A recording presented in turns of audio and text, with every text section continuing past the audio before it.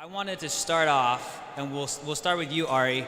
What's something that you're talking about now that you think these other two gentlemen would disagree with? That's interesting. It's funny. Starting Kyle and I argue all the time and disagree probably about most things. And I have huge respect for Kyle. It's always an educational debate. One of the old debates we've had that is kind of an existential one in crypto is the thing that's going to become money as store of value more or less likely to be used for other things? Kind of the Ethereum and now maybe EOS debate. Okay. I guess the two-sentence view is, I'll let Kyle give his own argument. I don't want to straw man him, but so my argument is that it's probably less likely because you can't optimize a network for everything. And so a protocol that is optimized for store of value probably can't also be great as a payment rail or as many, many other things. And so the thing that is going to be a winning computation platform, a winning decentralized file storage platform, all those protocols have to be optimized for those things, which makes it very hard to also optimize for store value. Okay. So I'll let you respond next, Kyle, but just maybe while you're doing that, I saw a post from Multicoin recently about paths to $100 trillion. So maybe you can kind of, in response to the store of value question here, outline a little bit of your thinking there. Yeah, so I guess where I disagree with Ari is that just as I think about software evolution over long periods of time, we basically have gotten our cake and can eat it too, and we can just abstract more and more and more, and kind of stuff falls under the hood. So although today it's very clearly true that you can't have your cake and eat it too, I think in the next few years we'll have protocols that can do everything we want, low latency, high security, decentralized, etc. With regards to kind of 100 trillion, so we're pitching a lot of like institutional investors these days, trying to raise capital from like pension funds, endowments, and stuff. And the one thing they always ask is like, crypto's worth 100 billion right now, 200 billion. How can it get any bigger?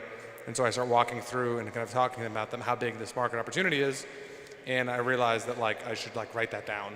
And so I turned that into a blog post, and that kind of came to the post I put out a few weeks ago called 100 trillion. And it just kind of walks through like what are all the ways to think about the size of the market opportunity for crypto and how we can get there. Okay, awesome. Yeah. You agree with everything that these guys think? I'm sitting next to you, and I think the echo is hitting me like a weird angle right now. I just heard storage value and the mumbles afterwards. Yeah. Okay. No, I haven't caught up with Ari in quite some time, and I spoke with Kyle yesterday for quite a bit. If I had to throw something out there, the story I'm telling now, the narrative I'm telling is up until today, I think a lot of people look, I'm in Asia most of my time, looked at the Asian markets like it's just pure speculation retail volume, which in most regards is quite true.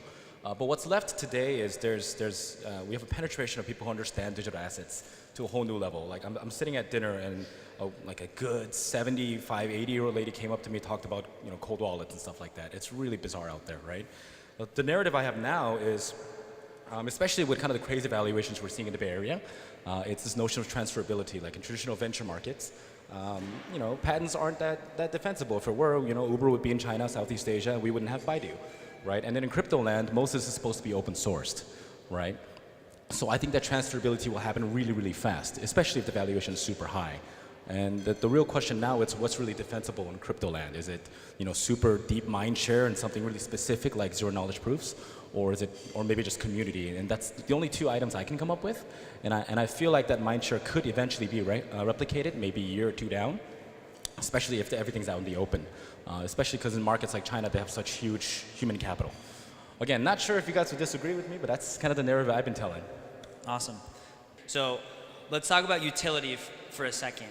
I want to ask each of you, what's the last time you used a truly decentralized app, and what was it? Yeah, I was really having to rack my brain, which is kind of embarrassing, but partly just a reflection of the nascency of most of the space. So one area we're really excited about is games, every aspect. So it's still early days. I have an analyst who works with me who I've tasked with playing like every crypto game, which is not a fun assignment. He has to use MetaMask, like he's lost a couple $100 using MetaMask, and he's not a dumb guy. It's really frustrating trying to use. So we're clearly nowhere near the point where a consumer is going to enjoy playing these games, but I think we're not that far away. So I've played a couple briefly. That's probably the most recent. But the point is fair that these games are generally not totally decentralized like CryptoKitties, where the IP is owned by a central entity. I think I issued a loan on Blackboard about a week ago.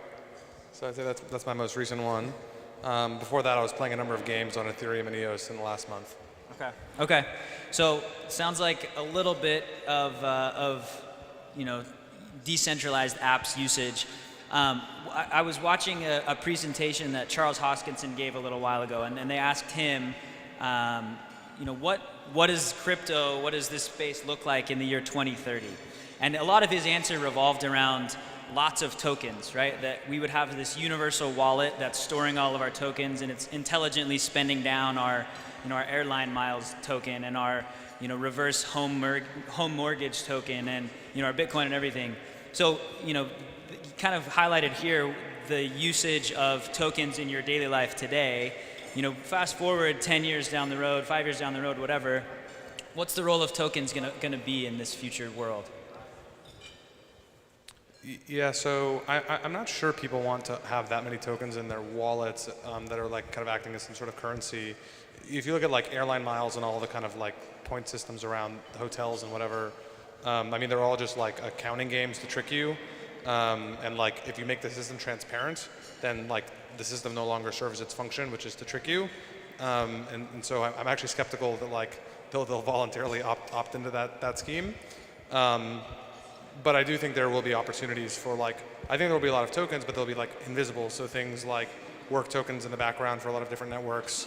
NFTs I think will be a real thing, and you'll probably have like trophy room kind of ways to display them and such.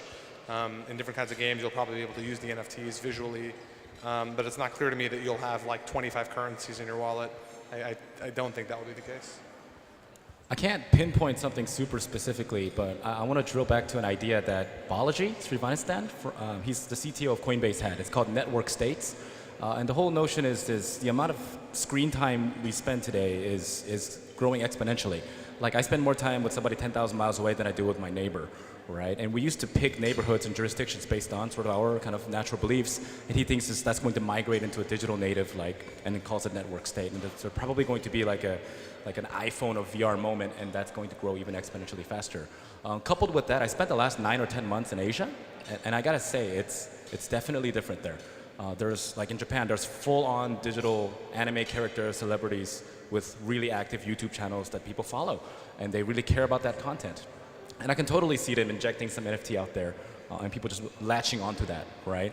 So my thing is, I think there's going to be a digital native universe that we spend a lot more time on. I don't know what that looks like. Maybe it might be Decentraland, who knows, right? And we're going to be yelling at our kids like how our parents used to yell at us. Why go out there, play in the sun. Why are you playing video games? I'm going to be, why did you spend $50 on a digital T-shirt, right? Just play the game, Ari, any other thoughts on that? I mostly agree. I guess the one thing, and I'm not really disagreeing, but just to kind of pile on, I think something I've struggled to articulate, but I think is going to be one of the most important changes fairly soon as a result of cryptocurrency is being able to programmatically pay. So having a program that can pay a program, micropayments in line in the code, not using any external payment provider. I think it's a little bit like the introduction of the advertising model of the internet, which is to say it's hard to predict what people will do with that. When you provide an entirely new business model, an entirely new way to conduct commerce, it's really hard to kind of foresee all the things people will do. But I think Kyle mentioned that can produce a lot of separate tokens because every individual resource, computational, almost anything can be then tokenized, and as a consumer, you're never even aware. So there could be millions of those tokens that are entirely generated and handled within the program. Cool. So it sounds like lots of tokens, they're just sort of invisible. We're not really thinking about it, in essence. People want one currency they denominate their net worth in. Yeah, makes sense. So kind of flipping we talked a little bit about the utility side, how people are going to be interacting, users are going to be interacting with this space. Let's talk a little bit about the other side, how that's going to be built out.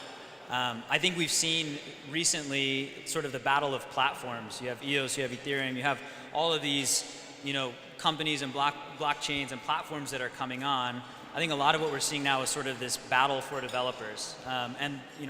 Web3 developers, we'll call them, I think is a pretty small bubble today. I think that will slowly increase as we have sort of Web2 developers that are coming in here. What do projects need to do to kind of stand out? How does this play out in terms of this sort of come build in my ecosystem battle that we're seeing now?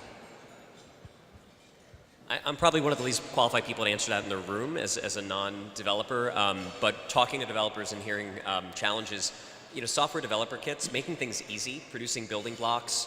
I think as one example, like what Loom did with the Zombies program and providing a tutorial step-by-step to onboard developers into the program, I think was really valuable.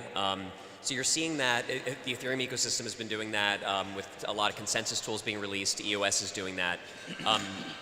Making it easy for a new developer who a developer shouldn't have to be a genius developer to contribute to build a dApp on your platform. So providing the tutorials, the developer kits, the building blocks, I think is going to be critical.